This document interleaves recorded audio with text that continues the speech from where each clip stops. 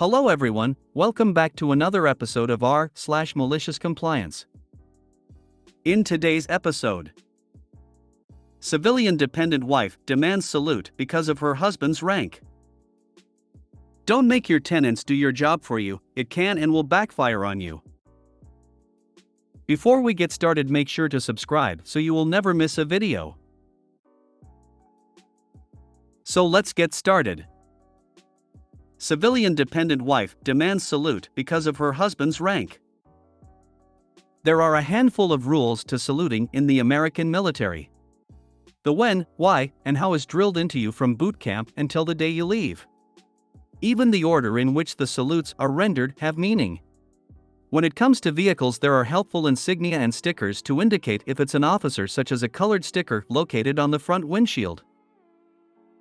My base was small enough where it was everyone's job at some point to do sentry duty at the front gate, which had housing for military families. Sentry duty was pretty basic. You'd stop every vehicle, check IDs, and then wave them through. If they were an officer, you'd see it coming with those colored stickers, and after verifying the identity of the officer, you'd salute and send them on their way. One day while on duty, I approached a vehicle with an officer's sticker, and there was only the officer's wife driving in the vehicle. I returned her ID, wished her a nice day, and waved her through. Pausing with a stern look, "Where's my salute, Petty Officer Citizen Alpha?" Now Karen here was wife to a higher ranking officer and has fallen under the impression people are saluting her somewhere along the way. Some of the junior enlisted might have even been saluting her, as they're pretty easy to bully and more prone mess-ups. I politely replied, "Ma'am, salutes are only rendered to commissioned officers."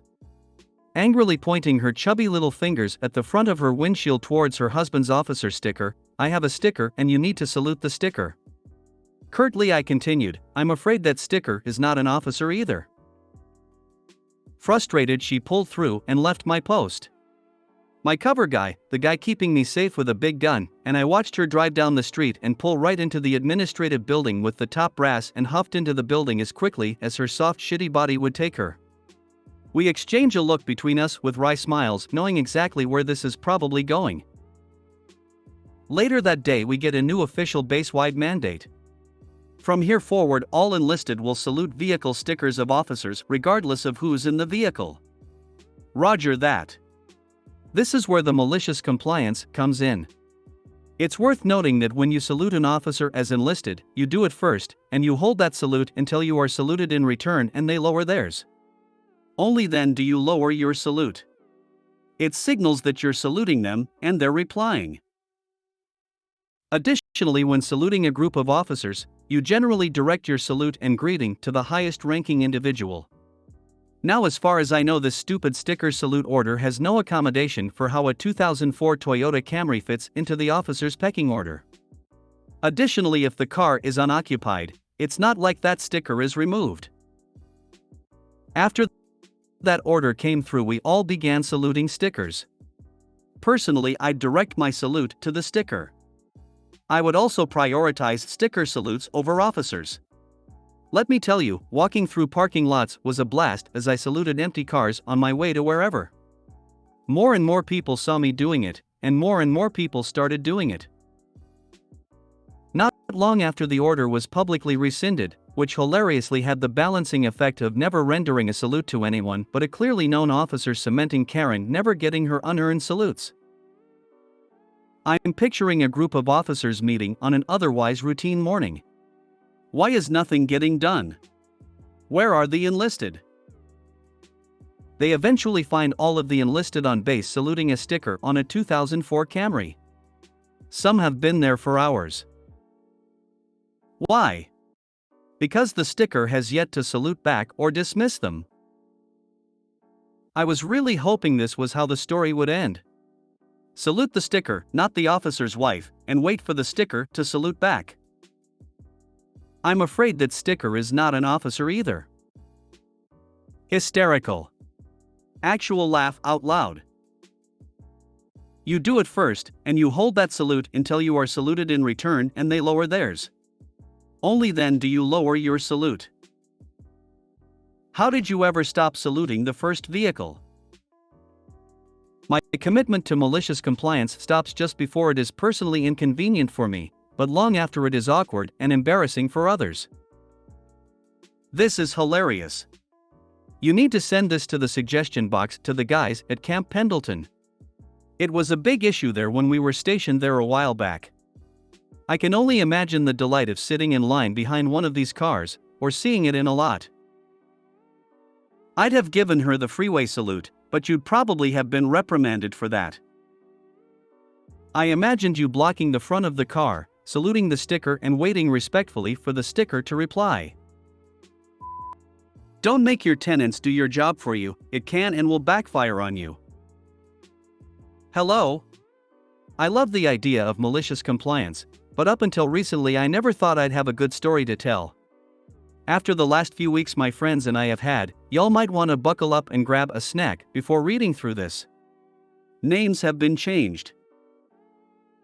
Some important backstory: I, 27F, live in an apartment complex that has recently, as of June of 2023, been bought by a new management company. My best friends, Cole 30M and Phoebe 29F, also live in the complex, on the other side. Over the course of the new management's reign, they disabled the resident and rent payment portals we all were using and swapped us over to new portals. I don't know what exactly happened, but it took over a month to get the new portals working, which was a nightmare, but I digress. On August 2nd, I went to pay my rent through the new payment portal. As I always do, I checked the breakdown of what my utilities were. Usually this is water, trash, sewer, CAM fees, and the tech package the complex includes, since we're charged based on usage.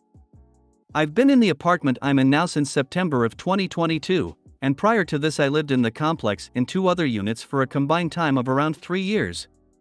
Needless to say, I'm very familiar with what my utilities should look like in this complex, specifically the water bill. Much to my surprise and confusion, my water bill was $91. Usually, it's around $30 to $40. I understand increases happen, but usually I see them towards the beginning of the year, and it's never this much of an increase. Immediately, I emailed the front office to kindly ask what was going on. The front office's assistant manager told me that it was the water district that made the increase and that the complex had nothing to do with it and they weren't able to do anything about it. It was a very don't shoot the messenger type response. This didn't sit right with me, so I called my friends who live on the other side of the complex to see if they'd seen a similar increase. After they checked their bill breakdown, they let me know that their water bill was double what it usually was at $120. They also reached out to the office, and were told the same thing. Cole pressed further, asking if the front office was going to further investigate this, since it seemed odd for a billing increase to be happening in the middle of the year, let alone this much of an increase, and the front office told him he could research it, but that it wasn't their job. Even though it literally is. Cue malicious compliance. Cole is a very thorough person. He's a data analyst. Asking and answering all the questions is what he does, and let me tell you, he's very good at it. Cole reached out to the water district and the water authority in our region multiple times via phone, email, and live chat, and every single time he was given the same answer. We would never raise water rates in the middle of the year, and it would never be by that much. Your complex is lying to you, something isn't right. They need to investigate this further. He took all this information and compiled an email to send to the front office management, going as far as to cite the meeting minutes from the water authority in regards to their plan when it comes to water price increases over the course of the next few years. Cole also included some other concerns we've all had in regards to the complex, such as gym and pool access, as well as the constantly broken access gates. During my correspondence with the water district, I was informed by an employee by the name of Lisa that our rates increased in January this year. We do not raise them in the middle of the year. Given all the information above, I hope it becomes clear my concern as to the recent increase in our water rates. Cole created graphs and data sheets to completely back up his findings. This data was prepared using the ledger provided to me by the front office and can be replicated by your team for validation. Ultimately, my concern at this point is I am hearing conflicting information from the complex as opposed to the water district and its certified documents, which I've attached for the office's convenience. On 2 occasions I have almost been struck by vehicles entering the exit gate. I believe the reason behind this is that no deterrents are set up to stop people entering through the exit gate. Inspection of the area shows that spikes were originally installed, but those spikes do not appear to be in place at this moment. This contradicts signage within the property that says that there is. My spouse, attached, had come to the front office about access to the gym amenity. I am unaware of whom Phoebe had spoken to, but they had stated that they would need to set up the appropriate account to get us to access via a form of wireless locking mechanism. They had also mentioned that we should see this email in 1 to 2 days. It has been roughly 3 weeks. He sent off his email, BCC'd me on it, and we waited. And we waited.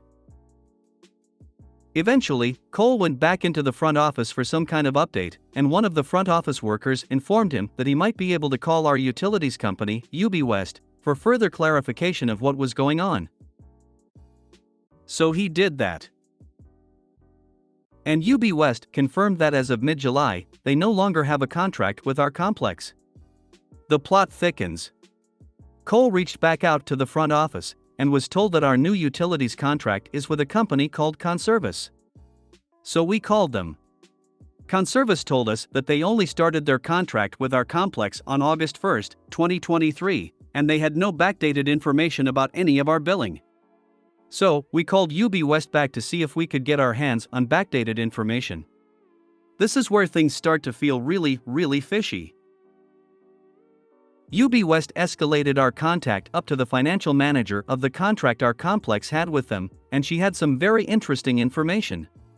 She told Cole and I that she noticed the increase in the water bill, and that she told the leasing office manager, she name-dropped the office manager, that something was wrong and that legally she needed to start an investigation, and she never heard back. Not long after this, their contract was termed. At this point, we were both feeling like real-life detectives. We looked into how the water bill is calculated and issued out to residents for the entire complex, and the more we looked into things, the less things made sense with what the front office was telling us. The conflicting information was jarring. At this point, the front office seemed to be getting very annoyed with our persistence, and they told us that if we should take our concerns up with corporate. So we did. Cole reached out to corporate and forwarded all of the information he had to them, along with the answers he'd gotten from the last time he'd gone into the front office to try to get some answers. Sorry, I'm new and trying to figure this out. When asked about the water bill, we don't have access to this anymore. When asked about my financial reconciliation concerns, showing I have overpaid the property $2,000, we have a button that calls the police and our attorney on speed dial. When I asked about a reason as to why an update wasn't yet available. Have you considered that your car being stolen was a test from God? When my car was stolen from within the property. We are working on security improvements, but corporate. Whenever I ask about the gate, people hoping the gate, when a tenant was shot and killed on premise. Corporate reached back out to him within 24 hours and said that they would be investigating this, and the district manager called Cole personally after she was able to look into everything, and I mean everything. Unfortunately, I wasn't on that phone call, so I don't know exactly how it went. Cole called me the moment the call ended to update me on the situation. The district manager started the conversation with a genuine apology, and she stated that the entirety of the leasing office staff had been terminated immediately. She apologized profusely about the manager having the audacity to suggest that Phoebe's car being stolen was a test from God, and that was simply unacceptable. She also assured Cole that an appointment was made to fix the gates and have the exit spikes reinstalled within the week, and that everything else would be personally investigated by her, including the water bills for all tenants in the complex. She also stated that she had no idea that someone had been shot, or that Phoebe's car was stolen, both of which should have been reported to corporate immediately and were not by the leasing office manager.